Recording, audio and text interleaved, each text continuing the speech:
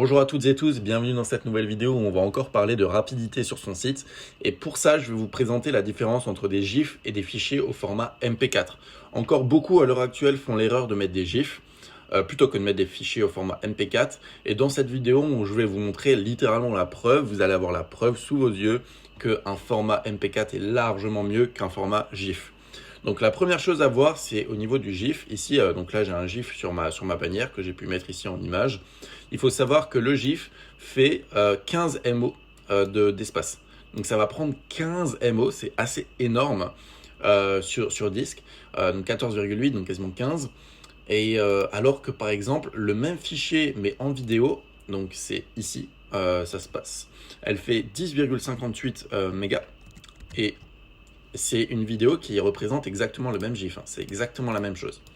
Donc je l'ai uploadé, donc pour mettre une vidéo sur le Storytime Alpha, il suffit de l'inclure dans les fichiers sur Shopify, de copier le lien que ça donne et de le coller ici en lien de la vidéo.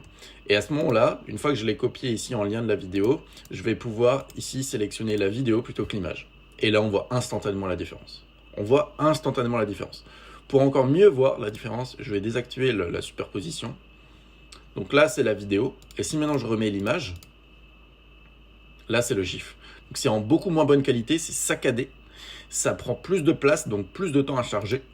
Alors que la vidéo, c'est plus léger. Et encore, là, je pourrais encore la compresser, la vidéo, parce qu'elle est en excellente qualité. Il me semble qu'elle est en qualité 4K en plus, donc ça sert à rien.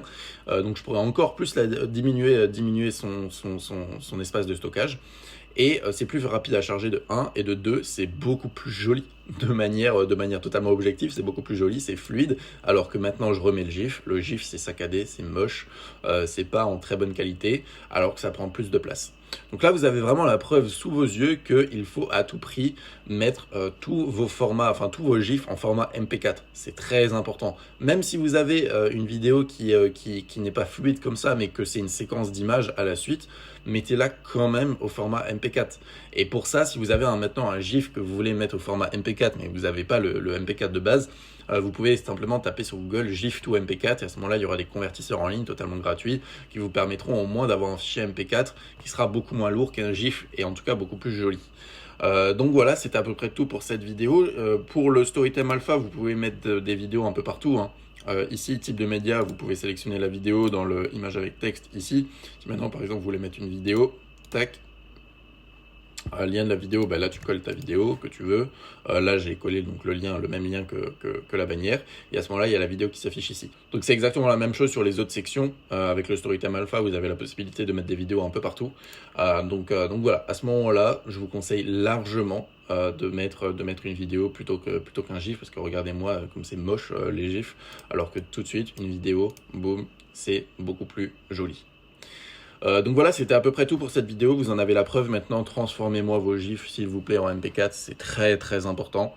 Et si vous avez des questions, remarques, suggestions, n'hésitez pas en commentaire. Sinon, lâchez votre meilleur pouce bleu et on se dit à la prochaine pour une prochaine vidéo. On espère que la vidéo t'a plu. Si tu veux obtenir le Storytime, c'est le premier lien dans la description. Et pour t'aider à créer tes sites plus rapidement de manière plus efficace, on a créé ce qu'on appelle un manuel de process qui va lister en fait toutes les tâches dans l'ordre à faire afin que ta boutique soit 100% prête au lancement. Que tu sois débutant ou avancé dans le e-commerce, ce process sera pratique pour te faire gagner beaucoup de temps et te donnera des petites astuces. Donc on te conseille vraiment d'y jeter un petit coup d'œil. Pour ça, rends-toi sur le deuxième lien en description, mets ton meilleur mail et reçois ton manuel de process directement au format PDF. Sur ce, si cette vidéo t'a plu, n'hésite pas à mettre un petit pouce bleu, t'abonner à cette chaîne et nous suivre sur les différents réseaux, que ce soit Instagram, Facebook ou même notre chaîne principale New Story. Du coup, on te dit à la prochaine pour une nouvelle vidéo. Travaille bien, crois en tes rêves. Ciao! Salut!